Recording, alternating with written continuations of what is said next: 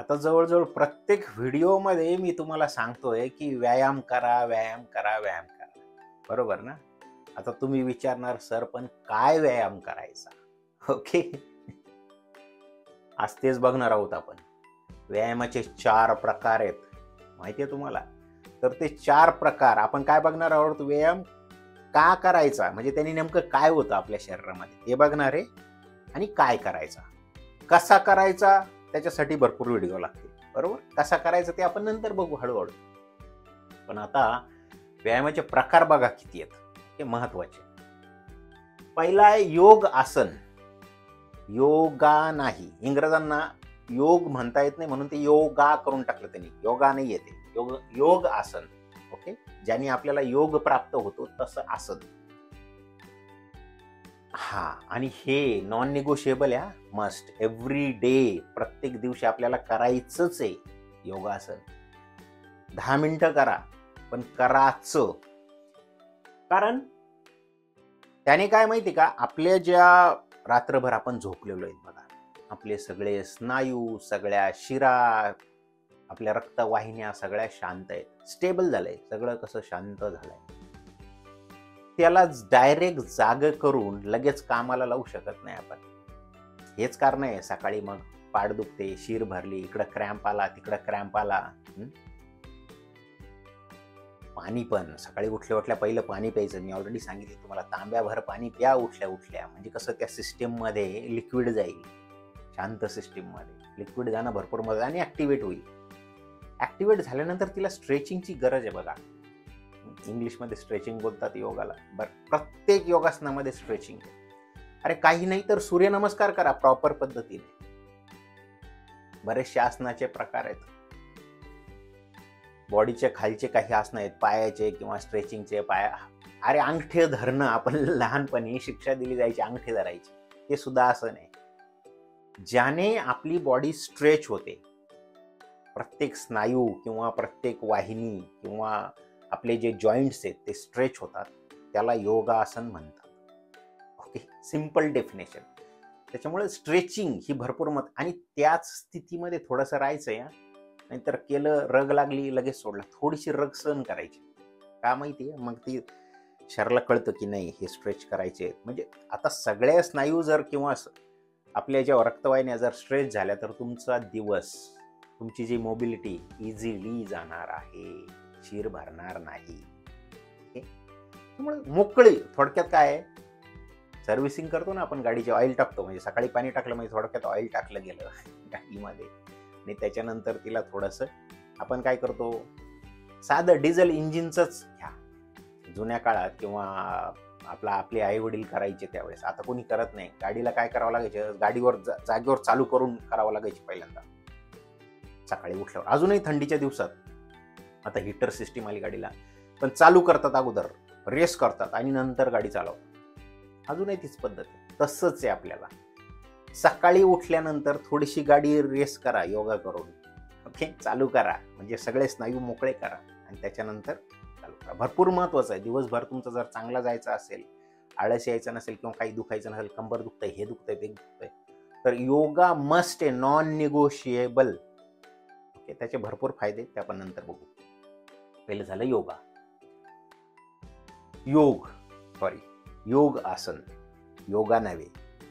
त्यानंतर कार्डिओ. आता कार्डिओ प्रकार आहे बघा हा. आता इंग्रज घेऊन आलेत हा प्रकार. ठीक आहे. आपण सगळं शिकू. महत्वाचा आहे तो कार्डिओ प्रकार. कार्डिओ कशाला म्हणतात?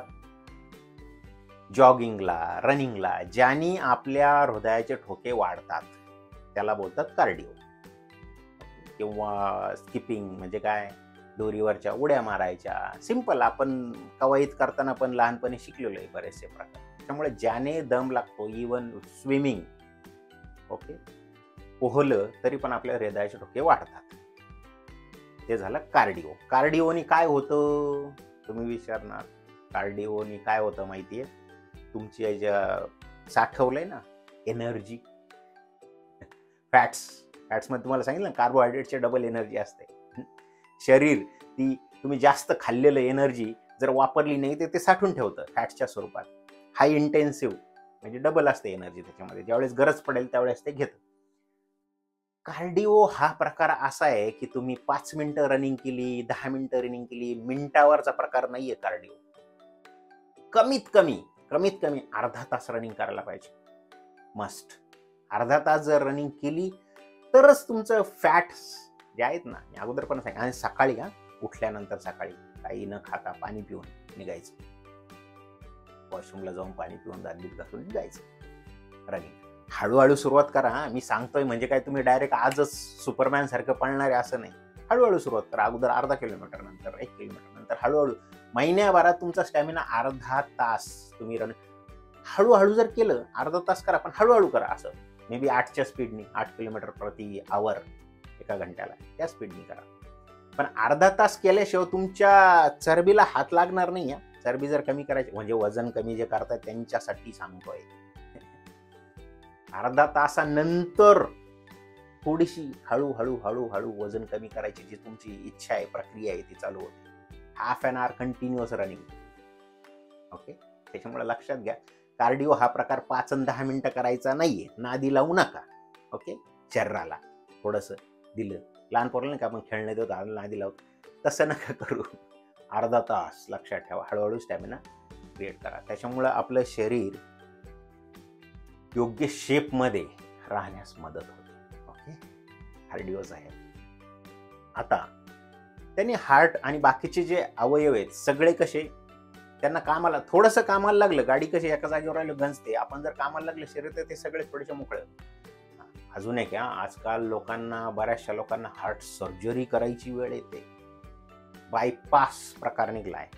म्हणजे एक जर धमनी, समजा असं तुमचं हार्ट आहे आणि हार्टच्या ज्या धमन्या आहेत, ओके, ह्या जर ब्लॉक झाल्या, म्हणजे ह्या धमनी आहे मोठी, इथं जर ब्लॉक झाली तर त्याला अशी बायपास टाकतात. दुसरा मार्ग,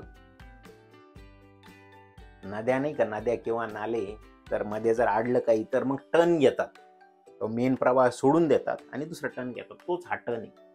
हे काय करतात, प्लॅस्टिकची नळी टाकते, बायपास प्लॅस्टिकची, म्हणजे शरीरात फॉरेन बाहेरचा पार्टिक टाकतंय.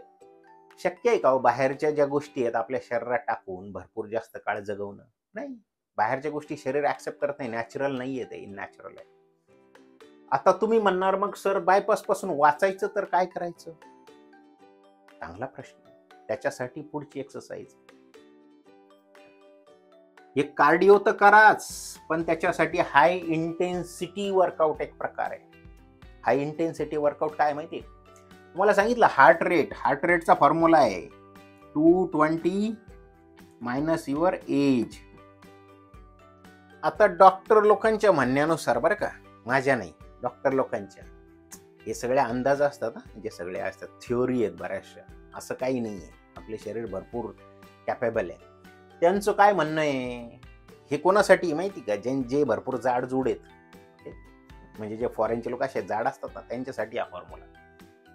220 वजा तुमचं वय, हे कॅल्क्युलेशन करा आणि जेवढा नंबर येईल. आता माझा 44 आहे, 220 मायनस 44 किती, 176, 176.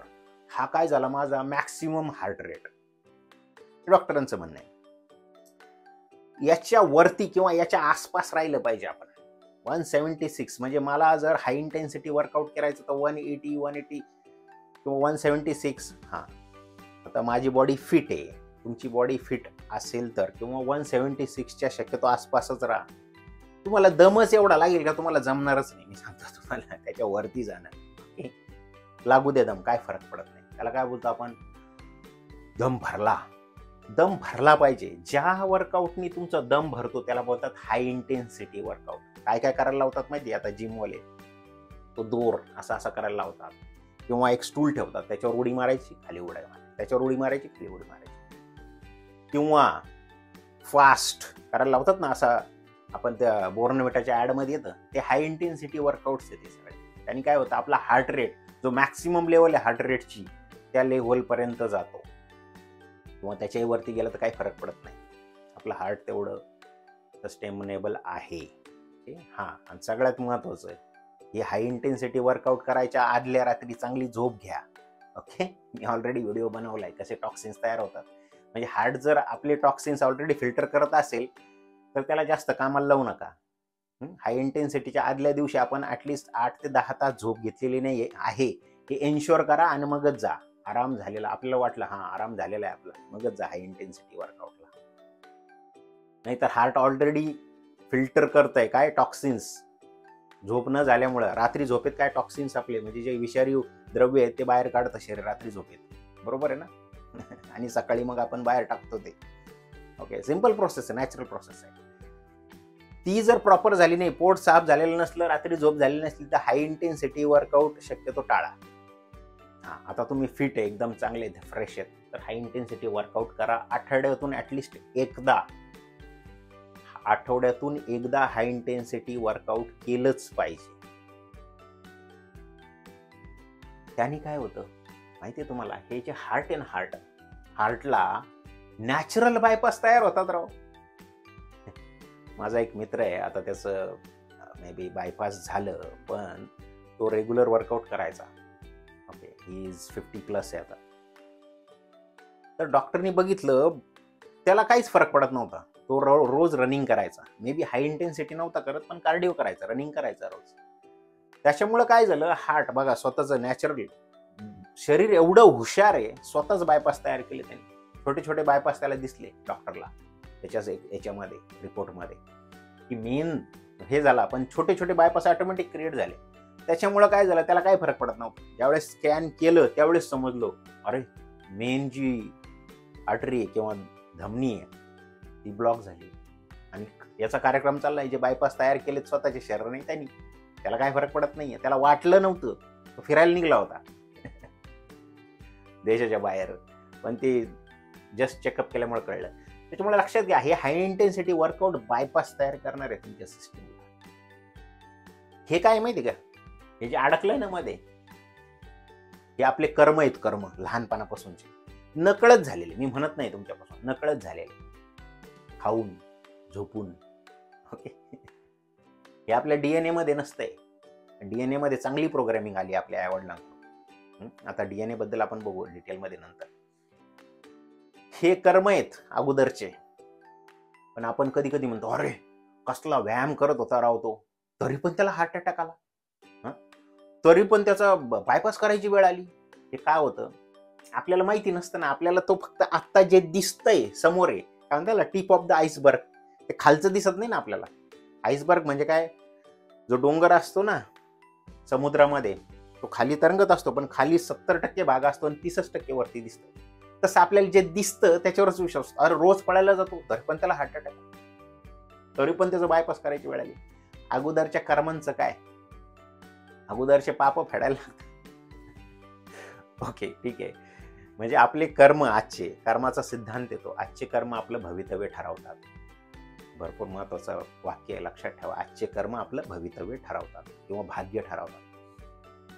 सो याच्यापासून जर वाचायचं असेल, आता हे जे झालंय त्याला आपण काही करू शकत नाही. आपण परत तर लहान होऊ शकत नाही आणि आपल्या सगळ्या सवयी चेंज करू शकत नाही. हे सगळ्या सवयींमुळे होतं. हाय इंटेन्सिटी वर्कआउट करा एकदा. अगोदर तुम्हाला त्रास होईल, हळू हळू हळू हळू हळू जा. लगेच काही भेटत नाही बघा, महिनाभर केलं झालं. 2 वर्षाची तपश्चर्या आहे हे सगळे व्यायाम. 2 वर्षानंतर तुमची बॉडी प्रॉपर शेपमध्ये येणार. प्रॉपर म्हणजे हे जे बोलतोय मी किंवा हे तयार होणार, या गोष्टीला 2 वर्षाचा काळ आहे. लक्षात ठेवा. दररोज लिहा तुमच्या गोलमध्ये, 2 वर्ष मी रोज व्यायाम करेल. 1 दिवस सुट्टी घ्या रविवारी, काही प्रॉब्लेम नाही, आराम द्या शरीराला. त्याच्यानंतर आता हाय इंटेन्सिटी वर्कआउटनी काय झालं होतं लक्षात आलं तुमच्या, सगळेच स्नायू, हे तर फक्त हार्ट बद्दल सांगितलं, सगळेच बाकीचे स्नायू, बाकीचे जे आपले ऑर्गन्स आहेत ते पण स्ट्रॉंग होतात हाय इंटेन्सिटीने. कारण आपली बॉडी स्ट्रेच होते, त्यावेळेस स्ट्रेचिंग मध्ये जाते.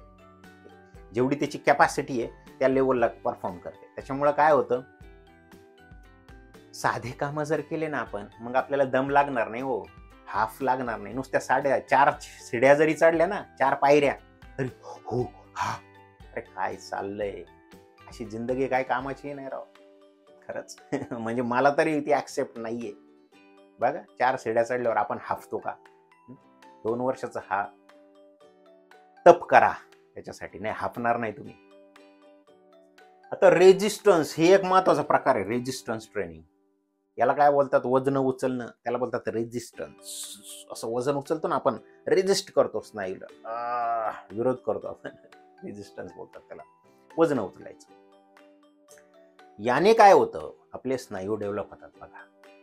मला सांगितलं ना, जर स्नायू आपला तर समजा एवढा स्नायू आहे हाताचा, हा आपला हात आहे हा. मला अगोदर पण उदाहरण दिलं होतं मी,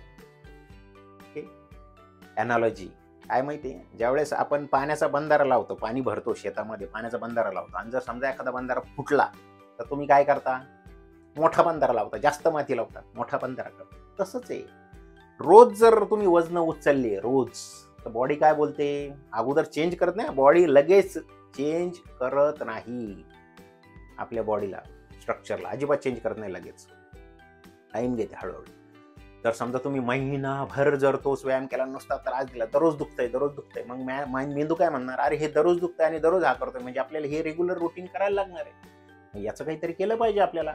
मग तो काय करतो? प्रोटीन्स घेतो आणि इथे थोडेसे जास्त प्रोटीन टाकतो आणि बोलतो तो स्नायू मोठा कर, त्याची ताकद वाढव, कारण हे रोजचं काम झालंय आपलं. रोज हा जो पेन आहे, स्नायूला होणारा पेन मेंदूला नकोय, मेंदू पेन अवॉइड करतो. मग काय करतो मेंदू? तुमचा स्नायू मोठा करतो. असे स्नायू मोठे करतात हे बॉडी बिल्डर लोक, रोज वजन उचलतात, त्यांचा स्नायू मोठा होतो. आता हे का सांगतोय तुम्हाला मी? कारण हे जे स्नायू आहेत ना, हे आपल्याला म्हातारपणात भरपूर कामा येणार आहेत बघा. काठीची गरज पडणार नाही. काही लोकांना तर माणसांची गरज पडते. अरे काय जिंदगी आहे, व्हीलचेअर आणि काठीची गरज. अहो तो रिचर्ड मॉर्गन बघा, रिचर्ड मॉर्गन, परत उदाहरण देतोय, सर्च मारा रिचर्ड मॉर्गन 93 इयर्स गुगलवर. Richard Morgan 93 years of age. त्याचे सगळे ऑर्गन आतले एवढे फिट झालेत, हे सगळे व्यायाम करून करून. हाय इंटेन्सिटीच करतो तो, हाय इंटेन्सिटी रोईंग करतो. म्हणजे जे वल्ले मारतो ना आपण होडीचे, त्याला रोईंग बोलतात, तसं तो मशीनवर करतो. चॅम्पियन आहे. 93 इयर्सचा आहे. त्याचे सगळे ऑर्गन 40 इयर्सचे एजचे झालेत, म्हणजे त्याचे ऑर्गन स्ट्रॉंग होत गेले. त्याच्या ऑर्गनची एज चेक केली त्यांनी तर सायंटिस्ट चक्रावले. 40 वर्ष वय निघलं त्यांचं सगळ्या. एवढा स्ट्रॉंग आहे, 93 इयर्स. लक्षात घ्या, कारण त्याचे स्नायू स्ट्रॉंग आहेत. स्नायू म्हातारपणात आपल्याला कामं येणार आहे. उठताच नाही आलं आणि पडजड होते बघा म्हातारपणात, आणि पडलं तर हड्डी जर मोडली तर परत जोडतच नाही, कारण D3, कॅल्शियम, मॅग्नेशियम या सगळ्या गोष्टींची लेवल खाली गेलेली असते. हड्डी नाही जोडली तर हळूहळू तयारी होते बघा निघायची. आणि दुसऱ्यावर अवलंबून अवघड आहे. त्याच्यामुळे शक्यतो आपली मोबिलिटी हे स्नायू मिळवा हो, आणि जोपर्यंत वय आहे तोपर्यंतच मिळवा, कमवा. असं काही नाही जास्त वर्ष. आता तो रिचर्ड मॉर्गन ऑटोफॅजी पण तुम्हाला सांगितलं, वय कसं कमी करता येईल आपल्या ऑर्गन्सचं वगैरे, त्याच्यासाठी ऑटोफॅजी प्रोसेस आहे, किंवा मागच्या लेक्चरमध्ये पण सांगितलं तुम्हाला. त्याने 73 ला चालू केलं, 73 पर्यंत काहीच केलं नाही. म्हणजे हे लक्षात घ्या तुम्ही, 73 पर्यंत त्याच्या याने नातून सांगितलं, रिचर्ड मॉर्गन काहीच करत नव्हतं. 73 ला चालू केलं आणि 93 म्हणजे 20 वर्ष रेग्युलर व्यायाम केला त्याने, महिने म्हणजे आठवड्यातून 6 दिवस. 20 वर्षाचं तप आहे. त्यावेळेस तो आज त्या लेवलला आहे. मला 20 वर्ष नाही सांगत मी, 2च वर्ष करा, तुमची बॉडी शेपमध्ये येईल प्रॉपर. जिद्दी नका, मग दुसऱ्यावर अवलंबून. रोजमर्राचे कामं करायला इतके इझीच, आता तुम्हाला सांगतो, कंटाळायच येत नाही, आळसच येत नाही काम करायला. रात्रंदिवस काम करू शकता. आणि एकदा का तुमची ती कॅपॅसिटी डेव्हलप झाली, यू कॅन डू वंडर्स. तुमच्या ऑफिसमध्ये तुम्ही इझिली कामं करणार, घरामध्ये इझिली कामं करणार. माझी आई सांगायची बघा, माणसाला माणूस आवडत नाही, काम आवडतं. कधी जर मी कुठं पाहुण्यांच्या घरी गेलो तर बोलायची, तिथं काम करत, तू जर काम केलं तर ते म्हणजे एक माणसाला जिंकण्याचा, समोरच्या माणसाचं मन जिंकण्याचा तो एक हे गुरुमंत्र आहे आईचा. काम कर तिथं जाऊन, तू त्यांचा आवडता बनशील. आणि तसंच होतंय, जिथे जिथं तुम्ही काम कर. माणसाला माणूस आवडत नाही, काम आवडतं. तिथं जर तुम्ही जाऊन जर घाण केली, काउच पटेटो बनली, इकडं घाण तिकडं घाण, तर बोलेल तुम्हाला, त्याला पाठवू नको बाबा आमच्याकडं सुट्टीला, काय कामाचा नाही येतो. तेवढं काम हे कधी होईल? त्यावेळेस तुमचं शरीर एकदम स्ट्रॉंग आणि मोबाईल असेल त्यावेळेस. ओके, तर हे 4 प्रकार आहेत बाबा. हे योगा तर नॉन निगोशिएबल आहे. तुम्हाला जर व्यवस्थित जगायचंय व्यवस्थित तुमची मोबिलिटी ठेवायची, फ्लेक्सिबिलिटी ठेवायची, तर हे नॉन निगोशिएबल. कार्डिओ, हा आता हे तुम्ही म्हणणार किती, हा 1 दिवस रोज करायचा आहे, रोज ही गोळी रोज घ्यायची योगाची, 4 गोळ्या आहेत, ही गोळी रोज घ्यायची. कार्डिओ संडेला सुद्धा सुट्टी नाही, 10 मिनिटं 15 मिनिटं तरी योग करा. कार्डिओ दिवसातून आठवड्यातून 3 दिवस करा. एकाडे का कार्डिओ आणि रेजिस्टन्स एकाडे करायचे असतात. 1 दिवस कार्डिओ केला, 1 दिवस रेजिस्टन्स करा. हा, एकाच दिवशी दोन्ही करायचं नाहीये, लक्षात घ्या. कार्डिओने काय होतं, वजन कमी करतोय आपण, याने काय करतोय, मसल वाढवतोय. म्हणजे ह्या दोन्ही विरुद्ध प्रक्रिया आहेत. त्यामुळे 1 दिवस कार्डिओ करायचं, दुसऱ्या दिवशी रेजिस्टन्स ट्रेनिंग, वजन उचलायचे. जिम मध्ये नाही जायचं, घरी निदान पुशअप तरी करा, हे मोठे स्नायू तरी. मी तर बोल जिम बघा ना, शोधा ना जिम असेल आजूबाजूला तर जा. किंवा कारण ते कसं आहे माहिती का, 770 स्नायू आहेत शरीरामध्ये आणि तिथे भरपूर मशिनरी असते, सगळ्या स्नायूला कामाला लावते. घरी आपण काय, जे मेन मसल आहे त्याच्यावरच वर्कआउट करणार आहे, एक तर उठाभाशा काढणार आहे किंवा अशा. मग घरी शक्यतो सगळा व्यायाम होत नाही. जिम लावा, आठवड्यातून 2 दिवस तरी जा जिमला. सो 1 दिवस कार्डिओ, 1 दिवस रेजिस्टन्स, 1 दिवस कार्डिओ, 1 दिवस रेजिस्टन्स आणि परत कार्डिओ, असे 5 दिवस जातील आपले. ओके. आणि जो 6वा दिवस आहे तो हाय इंटेन्सिटी, हा 1 दिवस करायचा आहे, हे 2 दिवस करायचं आहे. झालं. 3 आणि 2 5 आणि 1 6. 1 दिवस सुट्टी असते, रविवारी सुट्टी घ्या, आराम करा. ओके. त्याच्यामुळे हे 5 दिवसाचा वाढ आणि हे रोज करा. आराम म्हणजे हे कराच. ओके. बघा व्यायामाचे प्रकार आणि कसा करायचं ते मी नंतर सांगेल तुम्हाला, पण काय करायचं आणि का करायचं प्रत्येक व्हिडिओमध्ये मी हे महत्वाचं आहे. कारण आपल्याला जर कळलं का करायचं तर आपल्याला मनाला पटतं, या कारणामुळे हे करायचं, आणि मग ते थोडंसं आपण करायला लागतो. बघा, रोज तुमच्या सकाळी गोलमध्ये लिहा. उठल्यानंतर पहिलं गोल लिहायचं सांगितलं ना मी तुम्हाला पहिल्या व्हिडिओमध्ये. रोज सकाळी गोल लिहा, म्हणजे बंबार्डमेंट होते. गोलमध्ये रोज लिहा, मी आठवड्यातून 6 वेळा व्यायाम करतो ऑलरेडी. व्यायाम करा, हेल्दी राहा आणि आनंदी राहा. आनंद भरपूर महत्वाचा आहे आणि आनंदासाठीच जीवन आहे. आपण विसरून गेलोय. अरे आजकाल लोक मजाक मस्ती करायचं सुद्धा विसरून गेले. वल्गर मजाक मस्ती नाही बोलत मी, एक साधी टिंगल टवाळी सुद्धा बंद झाली. थोडासा जीवनाचा आनंद घ्यायला सुरुवात करा यार, आणि हे कराच, म्हणजे तुम्ही हेल्दी आणि स्ट्रॉंग राहा.